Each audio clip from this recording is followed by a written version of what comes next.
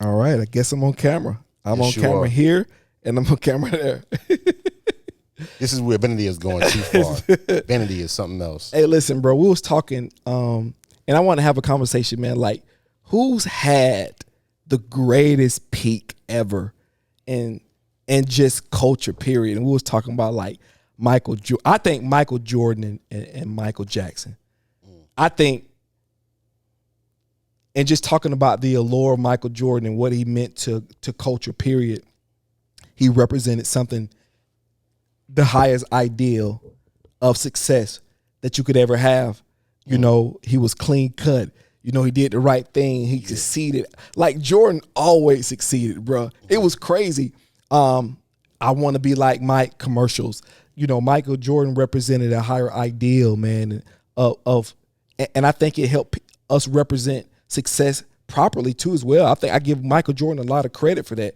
You know what I mean? Men dressed up. Men always look nice, you know, but, you know, Jordan rejuvenated that, you know, the swagger, you know what I mean? And he still was relatable. Jordan's from North Carolina, a country boy. You got to remember, we talked about this earlier, back during that time, Bill Cosby show was there. So that upper middle class feel, and, you know, Michael Jordan and his parents, they were, you know, upper class, not upper class, but middle class, people, working people that done well for themselves. So it was a great ideal and something to aspire to. And I think Jordan, you know, he did a fantastic job with doing that. And on the other hand, with Michael Jackson, from the Jackson 5. That's explanatory. That's self-explanatory. Michael Jackson, that is. I ain't got to put words to that, what that dude, you know, became to the world as an icon. I'll give you another name to put in that particular bucket when you talk about peaking. Barack Obama. 2008 was crazy. Yeah. Yes, We Can was crazy. Yeah. I remember the electricity coming through, and that was like when social media really, and Obama used the internet to his favor. Like he was the blueprint to really upstarting the internet, and that train started really there. But that slogan, Obama, his charisma, just that at that time he peaked at a I thought it was the Cosbys, but then it was the Obamas. Yeah, because the world, I know the country was really wanting it, but I think the world also wanted to see it as well.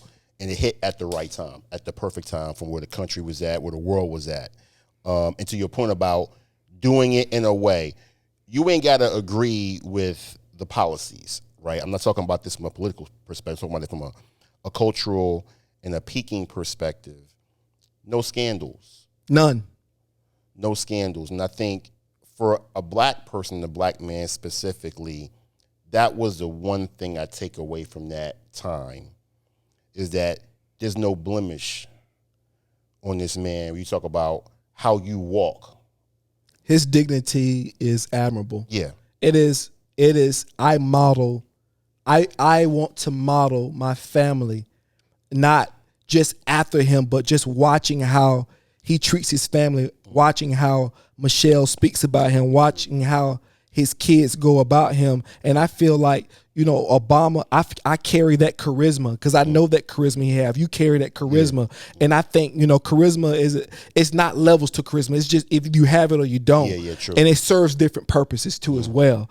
So you can't compare something like that. So, but, you know, I carrying yourself like that and measuring his integrity, even in the face of so much adversity, like the way they disrespected him. A president is the highest seat in America. It is the top dog, the big lion of the pride.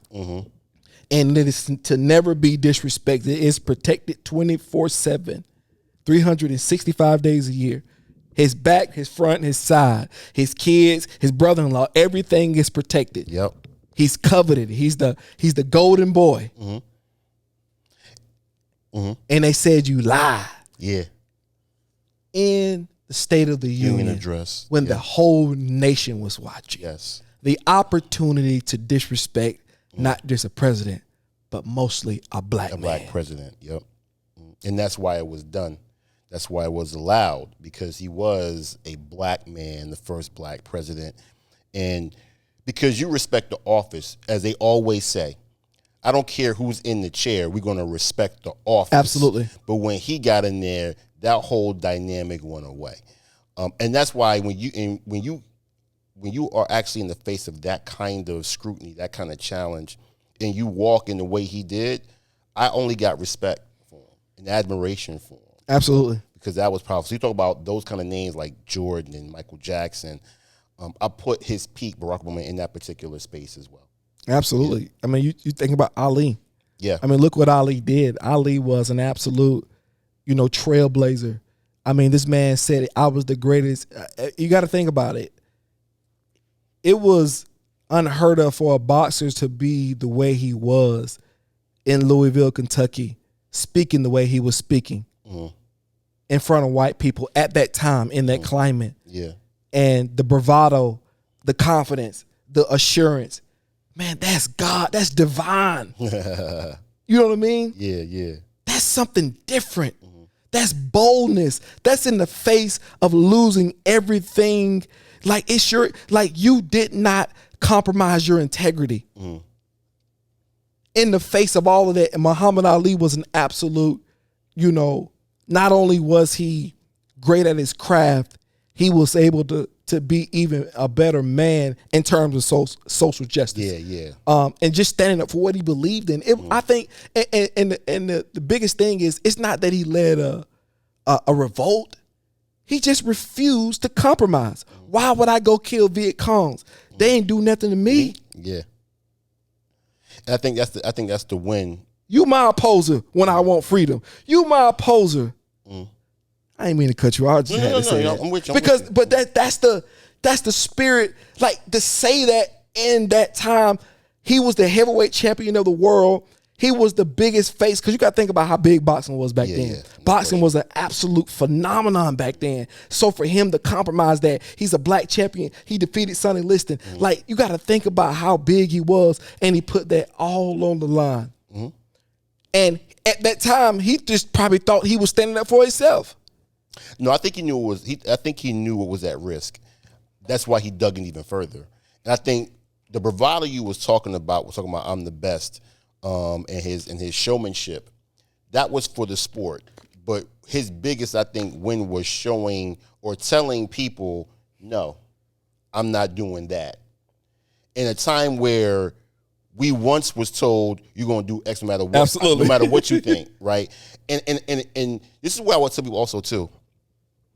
Be careful of what you call patriotism. Come on. Because we will call that kind of behavior or that decision unpatriotic.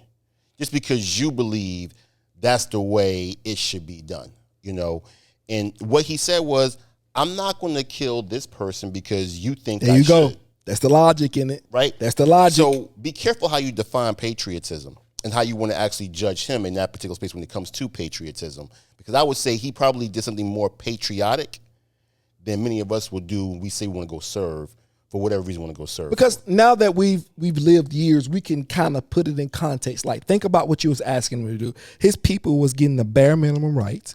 This people was discriminated against. Yep. He himself was discriminated against, called out of his name, and you want him to go over there and risk his life. For this particular flag. That risk, come on, Keegan, you manage risk. Yeah. Come on, Keegan. No question. And we're smart enough to understand, like, how is that fair? Yeah. When I can't get freedom over here, when I can't get the same things over here, why should I go over there and kill somebody who has no quarrel with me? And I'm going to give you a dichotomy. The black soldiers who did go and fight, when they came back, they got exactly what you just explained. They got discriminated against. Yes. They did not get the GI Bill that everybody else got, right? They got looked at still as you're less than me. Come on. And they wouldn't serve and risk their lives for you, Tom. No. Nope. So that's what I'm saying. What he did is probably more patriotic than people want to give him credit for. Not just saying no, but it was actually more patriotic than you think it was. And so I believe you put him in that bucket as well. I think they muzzled him too as well. Yeah. I think it's not the Parkinson's. I don't want to be a conspiracy theory, but you got to think about how much power he had, his voice, the way how captivating he was to people. And you got to think about it in the years of his wisdom where he could have had possibly the greatest impact because he could look back over his own life and examine himself and kind of tell us about his decisions. They muzzled him. Parkinson's. I'm not saying they did. I'm not saying they didn't. All I'm saying is awfully convenient that one of the greatest voices of our time, one of the greatest influences of our time, to see him live longer and impart wisdom in us.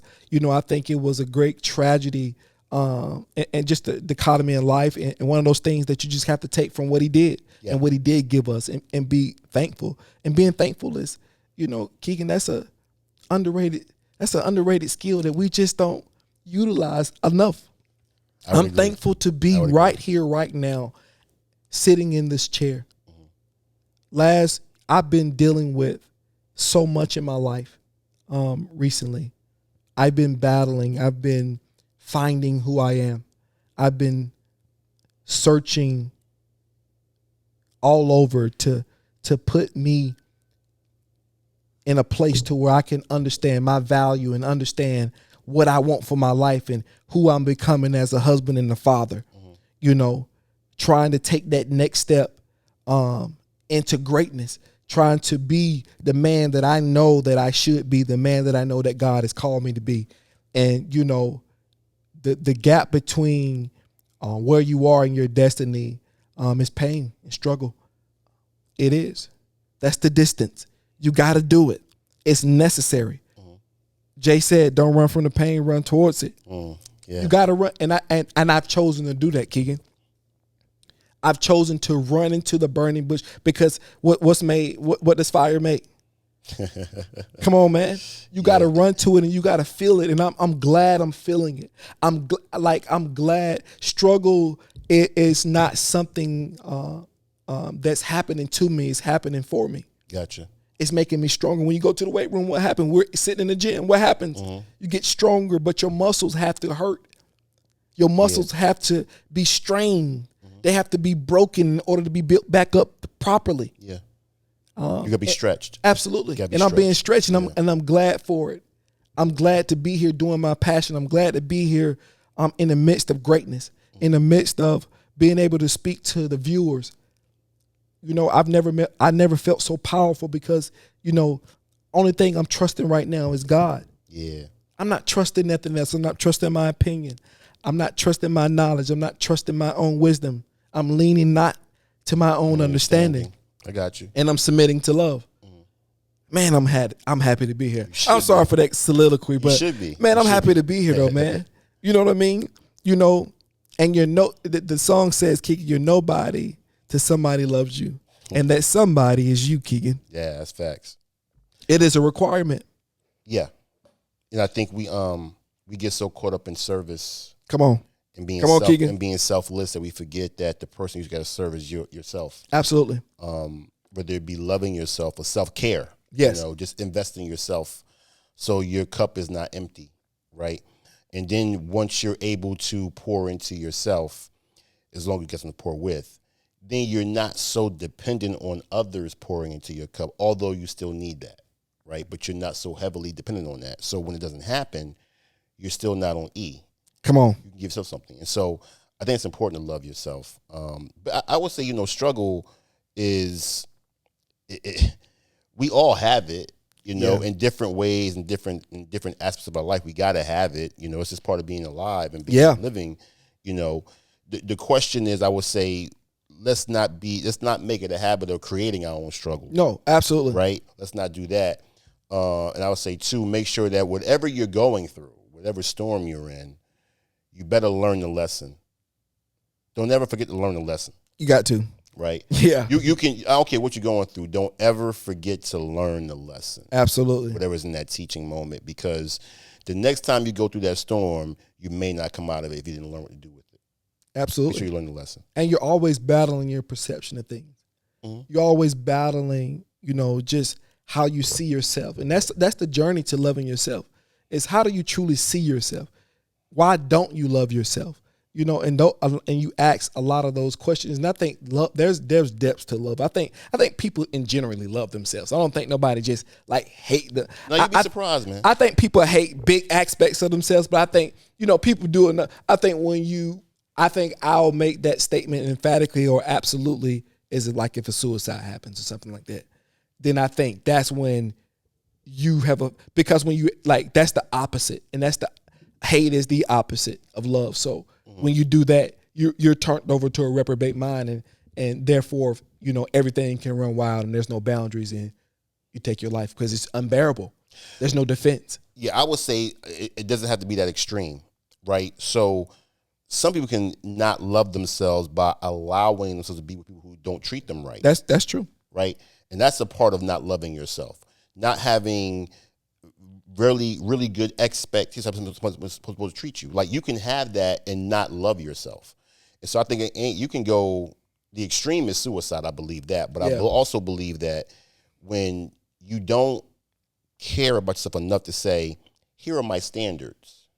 If you can't meet them, you can't rock with me. And you end up settling for something you should not be a part of or be with.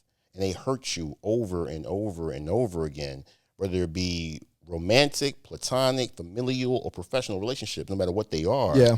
That's also a part of loving yourself. Absolutely. Also part of loving yourself, we talked about at the barbershop earlier, is love yourself enough to take care of yourself. Come on.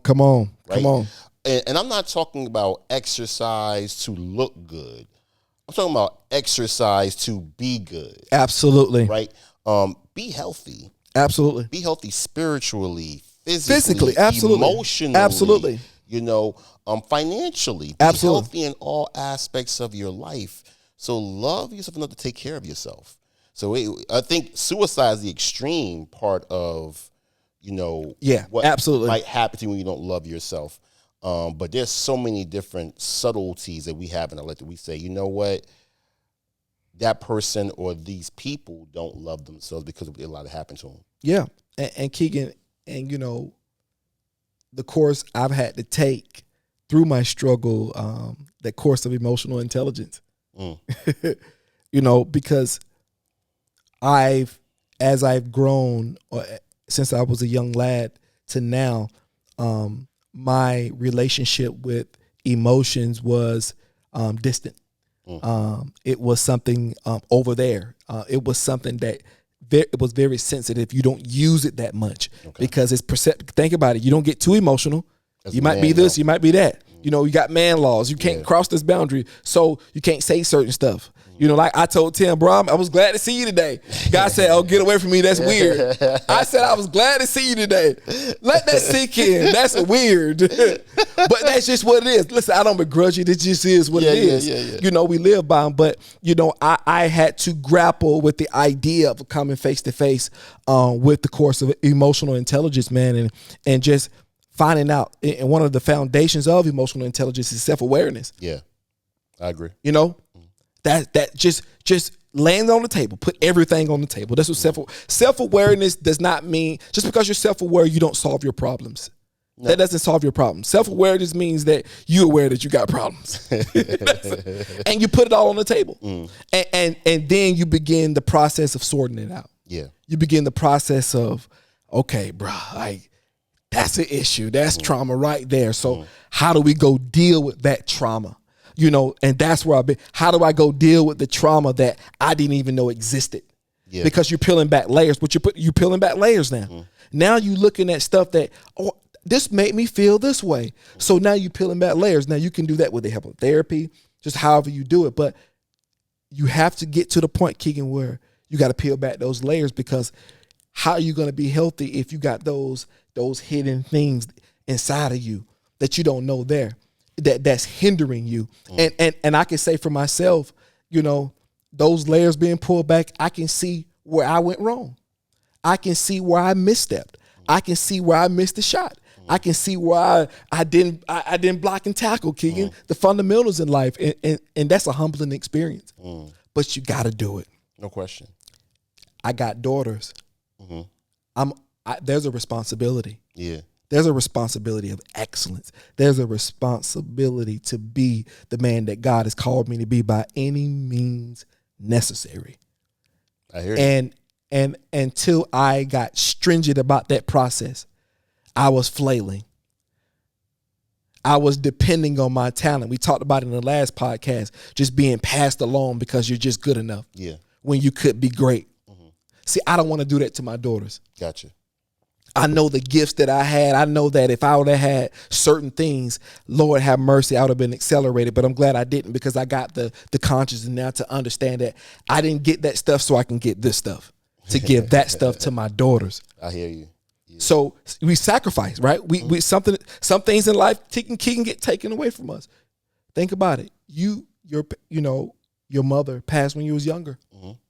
Your father passed and was incarcerated. Mm-hmm. That's just not fair. If you just tell that story, like, just sit it right there. That's not fair, bro.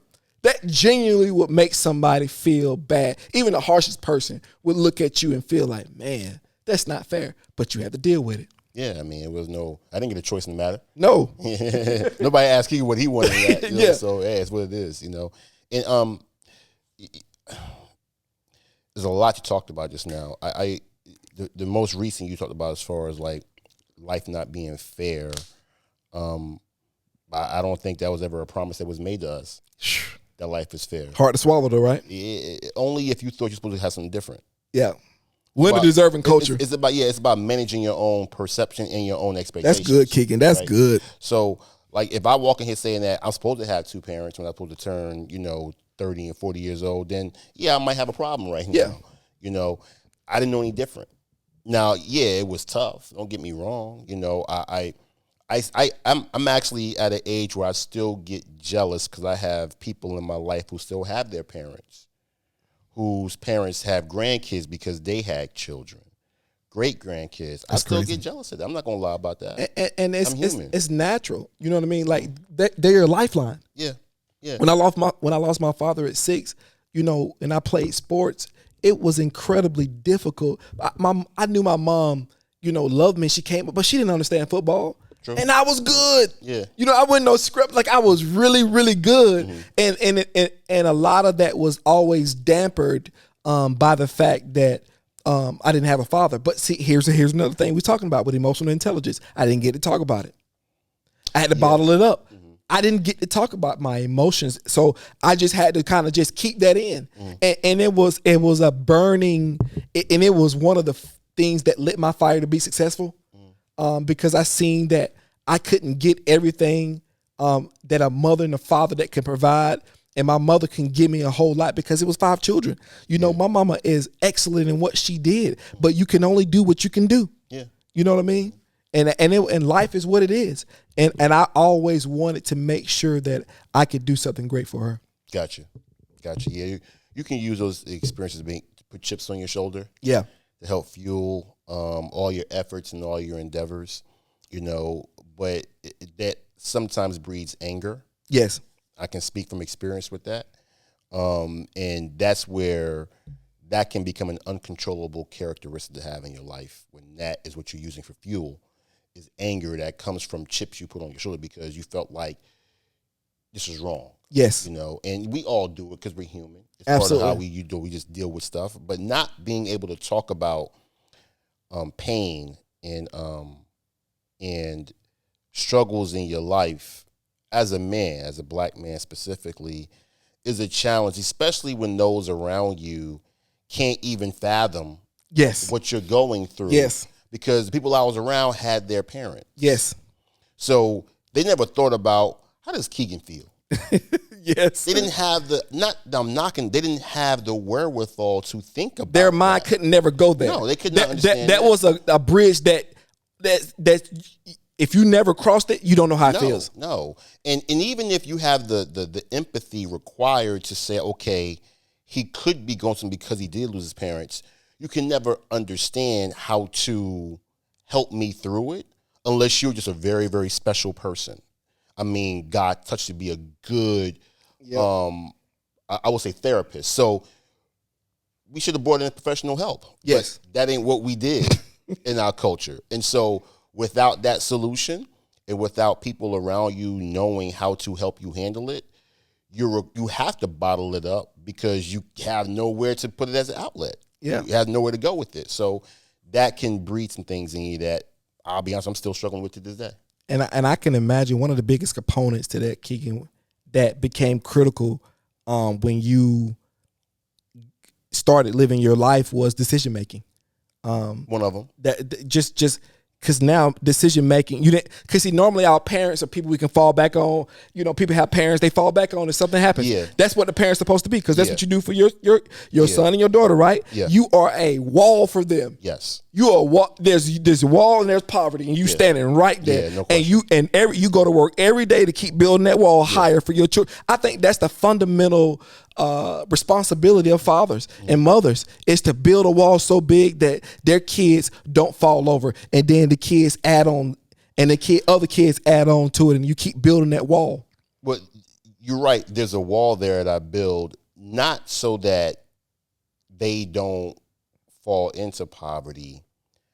I don't want them to ever have to think about that's a possibility. Ooh, that's good. Because see, That's good. one of the big problems that we had in our culture That's good, was Keegan. we were not risk takers. Come on. We didn't have trust funds to fall back on. We didn't have people who gave us access to funding. Let me give you a prime example. 98.7%. That's a really high number. 98.7% of private money funding for small business and corporate startups goes to white men. 98.7% of private funding goes toward white men. They always has a nest egg or asset or access to go to or fall back on. We didn't. We didn't. So we were never going to be risk takers, right? We had to do it a certain way. I want my kids to be risk takers. Yes. Because when you take risks, two things are going to happen. You're either going to fail. You're either going to succeed or you're going to learn. Yes. One of those two things are going to happen. That's it. Right? I don't want them to think that if I take this risk, I might be impoverished. No. Don't even think about that. Because one, you're not. Nope. Because me and your mom, we're going to take care of that if something goes wrong. But you might succeed. Go get it. So the wall was built not just to That's good. get them out of poverty and if something wrong happened. The wall was built so they had to think about that. Just go get it. This is the beauty of just building on perspective, man. Yeah.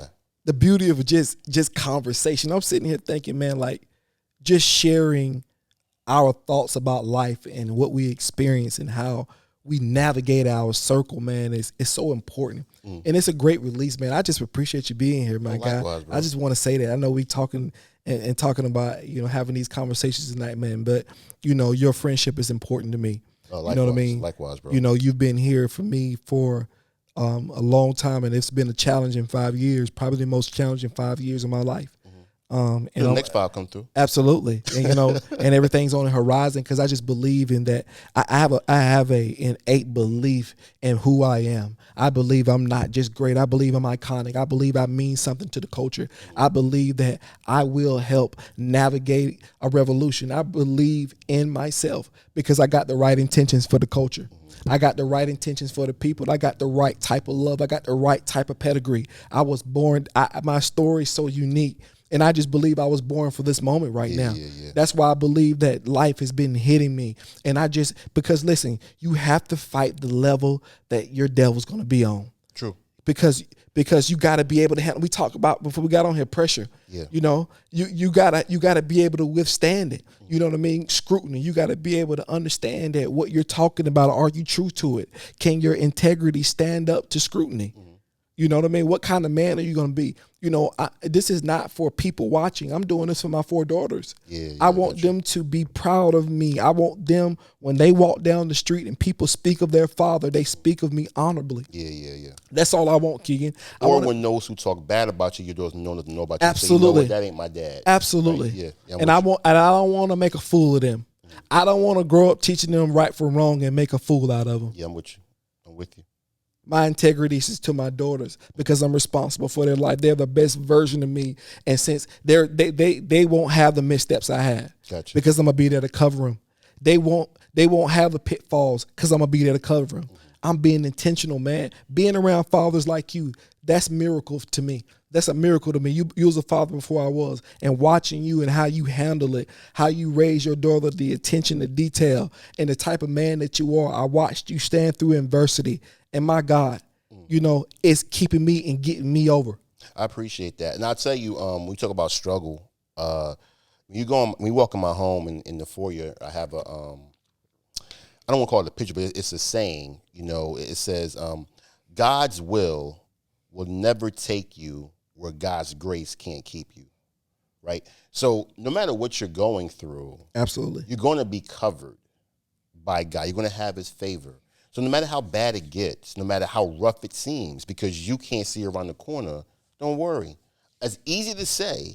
Don't get me wrong. It's easy to say because Christ in the Bible says no one ever added a second of time. No, come on. In their life. Come on. By worrying, right? So I get it's easy to say. It's easy to come off our lips when we talk about it. Come on, Keegan. Versus to put it into practice. But I can tell you, if you can put it into practice, the stress that you will let go is monumental. Because I'll tell you this, more often than not, the problem that's going on right now, you can't change it. No. It hasn't happened. Come on. All you can do is figure out how do I move forward. But we get so caught up into what already happened. We're still dealing with that. I read a quote, it might have been Tuesday or Wednesday. It said, stop worrying about yesterday's bad and worry about tomorrow's good. That's good. That's good. Because you can still change that. You can still affect tomorrow. Absolutely. You can still make that good. Come on. You can't change yesterday, bro. You can't. Let it go. And then that's the beauty. And and before you let it go, there's a purging.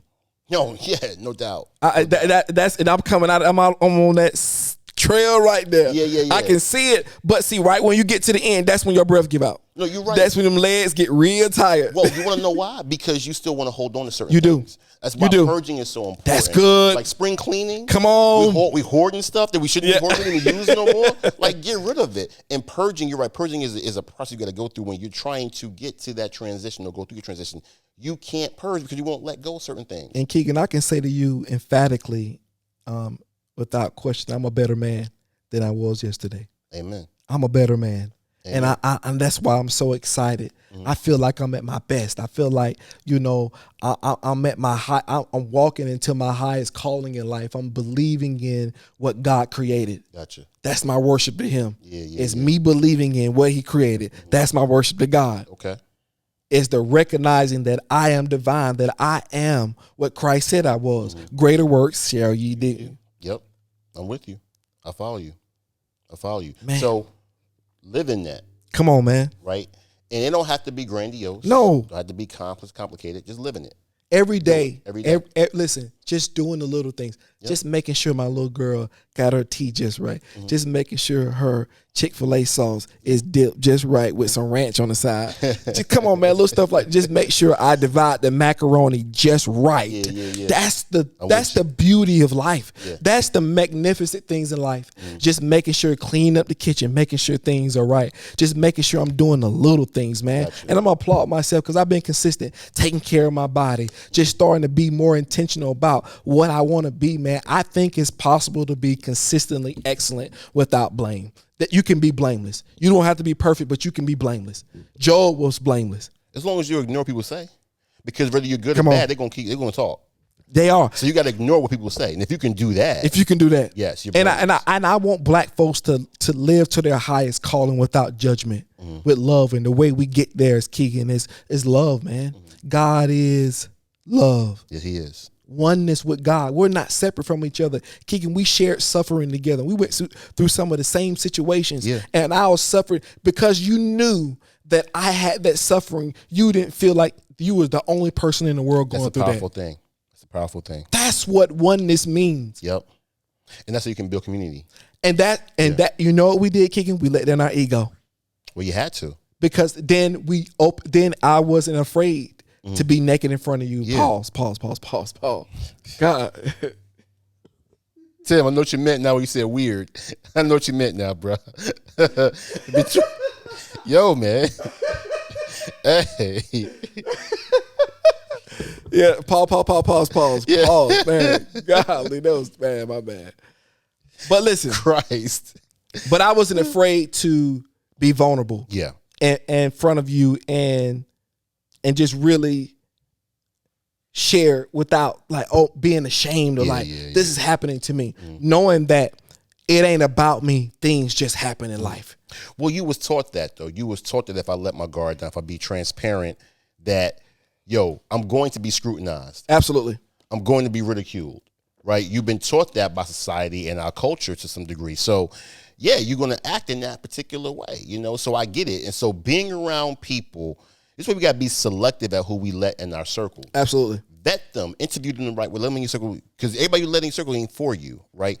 But knowing who you have around you so you can actually be transparent around, so you can be helped through absolutely challenges and storms. Because, sometimes you ain't got an umbrella when you're in the storm. Somebody else got one. You do. Get people to ask for help. Come on. And that's just what it is about going through a storm, not by yourself. And this is camaraderie. We became a team. Yeah, we bonded for life, bro. You my partner. Everybody know it. Like you, and it's no minutes and words with that anymore. Gotcha. We know, you know where I stand with you. I know you stand with me. Yeah, and that's because the storm. When you go through it with somebody, man, you come out better. No question. That's why you gotta find people in life that you can stick with. That's why, man, I think, Keegan, if we can take down the walls of judgment, I think if we can just love people for who they are and not for who we want them to be, love them anyway. Man, it's like we just talked about struggle. Yeah. Man, life hard. What if you judge my actions and you don't know my story? Then that's a tragedy. That you don't. That's the tragedy of many black young men being gunned down, Trayvon Martins of the world. I told you something earlier today at the barbershop. The greatest weight you can lose is the weight of other people's opinion. Come on. People are going to judge because they're human. Absolutely. Whether you're doing great, they're going to pull you down. If you're doing bad, they're going to talk about you because you're bad. Doesn't matter what you do, you're going to be judged. We got to get better at ignoring all that. Absolutely. That's what we got to get better at. Absolutely. We acting like people are going to stop doing that. No. They're not. They're not. So let them live in that. We just got to change and say, what? We put love in the world. You're not going to impact me that way. Yeah. And we just put love in the world. So I'm going to ignore all that, right? Yeah. And so once you start to ignore people's scrutiny of you, their ridicule of you, you're not worried about that, you can live a stress-free life because you're not worried about what people say. You're going to live the way you want to live. You're going to do what you want to do because you're not worried about what people say. And now you know what you can help yourself do? Now you get rid of the spirit of comparison. Absolutely. Come on, Keegan. Now you can let that go. Come on, Keegan. Right? And then that's big. And I think when you can let go of the spirit of comparison, but it's in the podcast before, now you can get rid of the spirit of consumption. Absolutely. We only consume because we want to compare what we got to somebody else. Yep. Stop sweating everybody else. That's plain tough. And simple. That's tough. It's tough, but I think now it's become necessary. Absolutely. Because we're trying to make people be what they're not. They're not. The world will not stop judging. The world will not stop ridiculing. The world will not stop scrutinizing because they want to tear you down to lift themselves up. That's never going to stop. So one thing you can control is yourself. Stop sweating that. They're going to talk about you no matter what. Like I said, you're doing good, they're going to pull you down. You're doing bad, they're going to talk about you bad. Doesn't matter what you do, bruh. Kind of like you do LeBron James. Exactly. I will co-sign that every day of the week. You're right. But LeBron is such an extraordinary figure. I think just talking about LeBron James without the comparisons and just talking about him in totality, I think when you look at what he's been able to do under the absolutely excruciating pressure coming in, being dubbed the chosen one, being on Slam Magazine, just being this cultural figure, this phenomenon that we hadn't seen in the league probably since probably Kobe Bryant was in 96. Allen Iverson had that buzz a little bit. But I would say coming in, but not like LeBron. But I would say Michael Jordan, nah, it was Olajuwon and the Houston Cougars. It was Michael Jordan was big, but he wasn't. People had got used to him at North Carolina, so people didn't think Michael Jordan would be Michael Jordan. But I don't think nobody had that kind of hype. Nah, but the hype that LeBron James had coming out of, and coming from high school too, at that climate, The only one I think had that kind of hype was Zion Williamson. Oh yeah, And I don't yeah. think Zion even had that kind of hype coming into high school. No. high school. Zion was probably like maybe a notch below LeBron. LeBron was a phenomenon. Yeah, it hit. Yes, It was an ESPN, like a high school game on ESPN prime time. Like, and then when you watched LeBron James, you instantly knew that I'm watching something I never seen before. Yeah, true. And LeBron James to be able to even come into the league. I remember watching his first game at Sacramento when he came in. I think he hit like 25 points. First shot, baseline jumper. I was like, this kid is different. He just moved differently. Like, it's kind of like how I feel about Zion. I'm just looking at him like, I've never seen nobody move like this. Nobody plays like them. There's no formula for him. Like, you can't get used to, like, he's only one person. You can't stop him. So LeBron James had that same type of hype, but I think probably more to a different level.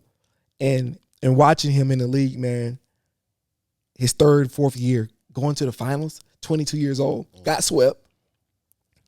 That's extraordinary, bro. To have that much hype and exceed that hype and still exceeding it. So, man, LeBron James, I don't even know what we talk about. We need to add him to the peak. I guess we'll add him to the peak. I think his peak. The question is, has he reached his peak? I don't know. That's a good question. And I'm only asking that question because that's a good question. We locked him into sports and we forget that he has another level to his life that he Absolutely. can add to it outside of sports, which is what he's doing right now. So I don't even know if he's peaked, to be honest. Do you know that my kids look at LeBron James like we looked at Michael Jordan when I was this young? They know Space Jam 2. All of my kids know who LeBron James is. LeBron James. Period, point blank. They know who he is. But I'm interested. This might be the beginning because LeBron James has put himself in position to be in multiple infrastructures of business all over the country, everywhere. And, I don't see him stopping. He got the shop. He got Spring Hill Suites. I think, I'm not Spring Hill Suites, Spring Hill Company. The production company. Yeah. The production company. That Maverick is over. Yeah. Maverick is brilliant. He is. Yeah. Let me stop for it. Let me talk about Maverick having the right people around you. That whole circle is dope. Unbelievable. I'm in admiration of just, that is a great example for black people to see. Yeah. 5 black men. One black man became Joseph, Moses, Jesus, went out there. But he brought everybody along. Yeah. And these guys are not only thriving, I'm not quite sure that Maverick could, in years, surpass LeBron. I'm not saying that he would. I'm just saying Maverick is a brilliant brother. He was provided the resources without judgment to be able to excel in a field that nobody had seen young black men do it without the right representation or the right education. Yeah. So I think this all starts too with relationship. Come on. Right? So when LeBron didn't have anything, I remember Mav was telling this story about LeBron had this jacket because before the buy a winter coat that it was too small for him, so it came above his wrist, and that's been your dog since that time. So there was trust. Yes. To say, hey, look, I'm gonna give you these jewels, go make it happen. Yes. Right. I'm gonna come back to that because the bag will be there for those who want to work for it. Come on. The question is, do we have a good relationship with people? There you go. Because you can do a lot when you rock with the right people. Absolutely. And we're seeing that with that particular crew. So I always come back to the relationship with those guys, that they was together way back when nobody was even thinking about LeBron like that. I think it's a powerful thing. And it's a fortress. And a great thing that, they all, as powerful as they are, they understand why they are there. Yeah. They still give reverence. And LeBron don't listen, they doing their thing. They're independent of LeBron. Rich Paul is the most powerful agent in the NBA right now. For real. He is. And that's a big thing. They are scared of that dude. Rosenhaus was pretty powerful. Yeah. So, like, Rich Paul he's making waves and he's doing it unconventionally. Yeah. Creating a market, creating a pathway for us to get there. This is why I think that we should give LeBron James his flowers and his respect. I agree with because that. we don't really realize the impact of what we're witnessing right now. When Michael Jordan was at his peak, it was that white hot space. But I think LeBron James has outside of the court created such a large, so much bandwidth. I don't think you're not going to recognize it until years has passed and he's gone, because it's just like you said, he might not be done. He might be better at his second career than he is his first career. Yeah. And that says just more about him as the man. You never heard no scandals. You never heard Savannah coming out looking like, acting like anything. Yeah. And she's just a beautiful woman, just her whole aura, the way his sons, like, that's a beautiful black family. It's a real black family. Yeah, for real. And you know what I mean? Like, that's a great model. And I think LeBron James gets so much heat, and I get it. People got the Caesar complex. People want to stab you in the back. No one man should have all that power. But I would say we got to get behind LeBron. We got to, like, outside of basketball, I think we should help him. I think, model after him, because he set a great precedent. You know what I mean? Model that with your friendships. Whether you're going to reach those heights, that remains to be seen. I'm just talking about the format and what we can achieve in a world as black men that sometimes seemingly is opposed to our will. I agree with all that. I would also add to the fact that I will compare LeBron to Jay in some ways, because Let's talk about him. Because Jay, right, whether you like him or not, I think he's now on the backside of his music career, and he's doing things right now to, I think, impact his life and his legacy in much different ways than he did before when he was in music. I think something will happen to LeBron. When you get past your b-ball career, what's next for you? I think Jay can keep rapping. I think he's the oldest, coolest guy ever. Like, he can translate them. Like, 444 was incredible communication. Like, it was, I think Nas and JayZ can translate and rap today like 60 or 70. I'm not even joking. I'm not talking about, I think LeBron can play ball at age 55. Rapping is different, though. But can you play professionally is the question. And because here's the thing, I'm not saying Jay can't get on I think he can make music. I think he can make music. Yeah. The question becomes, can he speak to the 22-year-old now? No, the days of competing are over. I think yeah. And so I'm not saying he can't make music, I'm just saying the way he was the guy in music before, that's not going to be what he does going forward. The 16th Chapel, the 16th Chapel paintings, no more of that. Yeah. He just regular paintings now. Yeah. No more Pete. Well, no, I think he speaks to a particular audience now. So he can make music like 444 because that wasn't for my daughter, right? My daughter's she has an old, so she can understand it, but that really wasn't for my daughter. That was for me, right? That was for you. Incredible album. Yeah. And so for me, I think he will speak to a particular part of the demographic in music going forward, but he won't speak to the masses like he used to. When Blueprint hit, that was for the masses. He hit everybody.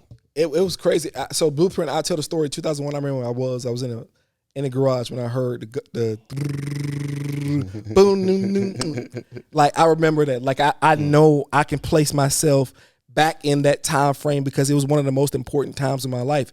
Remember, my father passed away, so now I'm looking for a father figure. Anytime your lifeline passes away, that void has to be filled. So you will always go searching for something. So you got to be careful where you put it at. You know what I mean? And Jay became, in 2001, one of my just influential figures on how I wanted to move in the world.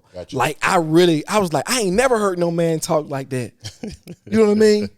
I came into, like, it was the way he was talking with such grace, but tenacity, and it was pointed, but it was poetry, but it was, it was convicting. It carried more than just lyricism because you knew where he was coming from. Like, you felt it in the takeover. Like, you knew, like, it was a real battle in New York. Like, it was real competition. Yeah. That battle was different. You know what I mean? Jay, and then the places that Marcy Projects and where he came from, his father leaving. Like, when I heard the Blueprint, like, just Pop Doc, didn't cry, didn't know him that well. That's crazy. I think that was on the Black Album, but just his whole delivery for me, helped me just find my little swag when I was younger. I was moving like that. Gotcha. The Chris, you know, remember the Dot Carters? Yeah, like I saved to get them joints, bro.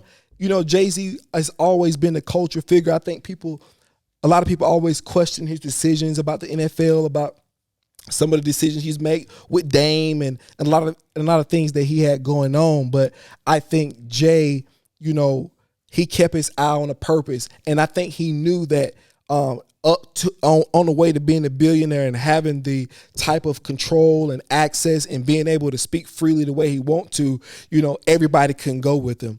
Everybody and there was going to be some casual damages, and I feel bad for somebody like a Dame Dash, because he was a mastermind behind Rockefeller. He was the spirit of Rockefeller. You know, Jay was the talent. Jay was a superstar. But, you know, Dame Dash was synonymous with Rockefeller. And I got to give him that. And I can understand his saltiness as well. But I can also understand Jay ascending so that the greater good could ultimately, because Jay's impact may, like LeBron, like a lot of these guys, may not be felt right now, but because they casting a wide net with so many different business ventures, you'll feel them later. So I think that's where I would take it, because I don't want to get into discussion about him and Dame, because I think Dame knew what he did.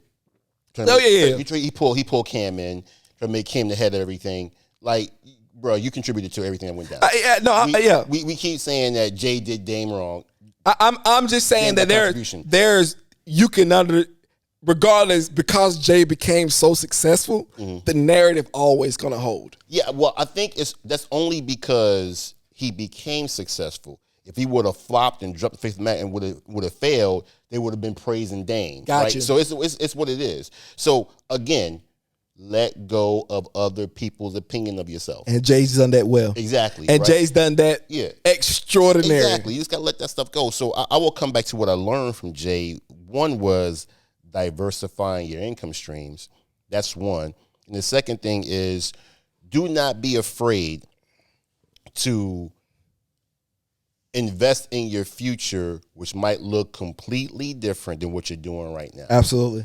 You got to be able to look around the corner, right, and prepare for your next phase, because you can't do what you're doing right now for the rest of your life. You just can't. No. Right? And make some money you're making right now. So just go ahead and start investing in the next thing, your next phase. So I learned from that perspective. Invest in your future, and diversify what you're doing, but making sure that you keep people around you that you can trust. I'm not saying Jay's right or wrong, but if I can't trust you, I can't rock with you. Yeah, it's as simple as that. I just think that he knew whether he would just have to carry that perception that he stepped over, and I think people gave Jay that stigma. He stepped over everybody to get to the top, and even let me ask you a question. Who talks about this thing more, Dame or Jay? Dame. Every time we get a chance. Every time we get a chance, right? And that's hurt feelings. And you know what? That's hurt feelings. Here's the funny thing about this. Dame ain't missing no meals. He's not. But and you got to think about the atmosphere that they live in is different, because you got to think about the atmosphere. You got to think about it. You're watching the person y'all both came up, and you're watching them be a billionaire with no affiliation to you, and when you're a billionaire, you're not in the same class. You don't eat at the same restaurants. You don't go to the same places. Listen, you don't have the same meetings. Facts. Like, you don't even know that people exist that exist. Yeah. In fact, I heard somebody say today at the barbershop that you get to eat with the aliens. Yeah. Listen, you get to eat with the UFOs. Yes. Like, you get to know everything about the Area 51. Yes. You get to know everything about America. You on the shuttle with Elon Musk. Absolutely. On Mars. Yeah, I'm with you. But yeah, I would say, Dame had contribution to what took place with Rockefeller Records, and so I'm not going to sit here. I wasn't the fly on the wall in the room, so I don't know what happened. I do know that, I know that they both did some things that caused the breakup to happen. So, hey, move forward, because like I said, the only person I hear talk about that is Dame. Yeah. Jay done moved on, so I would suggest, hey, buddy, move on, because it ain't like you missing meals, bro. Nah. And that's just part of being thankful, what we talked about before we wrap up. Exactly. Just before we wrap up, that's what we talked about, just being thankful. Mm-hmm. Just being, honored to be on the journey. And I think those who honor the journey ultimately meet the goal. No question. Because you know that the goal is just a reward. It's just something. but the journey is what gives you character. Yeah. It's what it shows you who you truly are. It allows you to correct the mistakes. It allows you to forgive yourself. Yeah. It allows you to really hurt and cry. You know, my tears aren't my weakness. You know, my tears are my strength. Because I realize once they leave, I feel better. Man, black, cry. I'm telling you. It's a venting process. It is. It's healthy too. It's actually healthy. It's therapeutic. Every time I do it, I don't stop myself. I allow myself to go there. And that's a part of emotional intelligence, is allowing yourself to go there. That's self-management. That's learning how to say, okay, I need to cry. Keegan, I wasn't allowed to cry for 20 plus years. Nobody told me not to cry, but perception and messaging is real. No question. It is. It's a real thing. It's not fake. And you get fed that stuff, so you don't do it. And a lot of black men are hurting. We're hurting and we're hurting, and we're hurting women, and we're hurting more women, and we're hurting ourselves, and we keep hurting everybody else. And it's like a firecracker going off without no regulations, because you're gonna get that emotion out some type of way. Oh yeah. Gonna come out some type of way. Yeah, it's a combustible characteristic. Absolutely. It's gonna explode at some point in time. Yeah. And when you're in a space to where you don't have a healthy environment for that to happen, or you're not taught, or you're not allowed, or you don't feel like you can do that, then you grow up to be somebody who don't have emotional intelligence. Yeah, and you have to, and we don't want to, I want to talk about these things because I don't want my children not to be in control of their emotions. I want them to be solid people, solid human beings, people that can be trustworthy, people that can be relied on, people that can be excellent, people that can give to their community. I want that for my children. So it's important that I heal. Got to. Real deal heal. Yeah. Yeah. Healing allows you to hear the voice of God without the filter of a wound. That's good. We hear so many good things through the filter of the wound that cause the pain, that we can't figure out or even listen to somebody tell us how to heal, to let us heal. So I would say focus on taking care of yourself. Focus on letting go. Yes. And letting go is not the same as somebody getting over on you. Come on. Don't worry about it. Don't worry about it. Trust me. Because where you're going in the future, they're not going to be there anyway. They hurt you bad enough. Kiki, you know what I'm doing? I'm releasing false perceptions of myself. You need to. I'm releasing them. Like, God, gotta go. No. And I'm dealing with it. And I'm feeling stronger dealing with it, Keegan. Gotcha. Because now I get to do my passion. I get to talk to people, because I know, man, we all struggle. We all feel that burden of loneliness. Loneliness is a real thing. Do not ignore it. Don't pretend like, no, you're lonely. It's okay to be, and we all get there. That's why it's important that we communicate. That's how it's important that we comprehend what we're communicating to each other. No, we have respect for each other, which is the highest ideal, Keegan, is we got to love each other. I agree. We got to take down the judgment and we'll love each other. And I'm telling you, people can imagine a world where people can, and I know this idealistic, but imagine a world, Keegan, where we just had 15% less judgment. How many people could believe in themselves? Because they can just go forward and they wouldn't worry about failing. Because we talked about it earlier. Black people, we're afraid to, because we ain't got, a lot of black people don't have all the finances. They don't have trust. Everybody don't have trust funds. Some people do. We're going to be one of the first generations to pass on that wealth. And I'm proud of that. I want to be that. Life insurance. Get life insurance. It's an easy way to do it. It's in many ways we can cover ourselves to where we can just run hard at life. Like, okay, I'm covered, so I'm just going to take chances. I'm going to go out there and do it, bro. Yeah. Because listen, get your life insurance in place. Make sure that you're going to do your passion to death. To death. I'm going to do it. That's how I feel, Keegan. Yeah. That's why I say I'm going to win. I'm going to be Ric Flair. Woo! Man, we out, man. Listen, that was brilliant. Now we out. Hey, listen, man, y'all subscribe to the Deep Service Podcast. I think we delivered one of the greatest episodes ever, man. Yeah, man. My God. My God. Hey, Instagram and YouTube. Tim, we out, my guy. Did you record everything, bro? I wish we had Ivan. Hold on, Tim. I wish we had Ivan here. Obviously, Ivan, let me talk about Ivan for a second. He just couldn't make it. I'm just kidding. Hey, y'all, we out.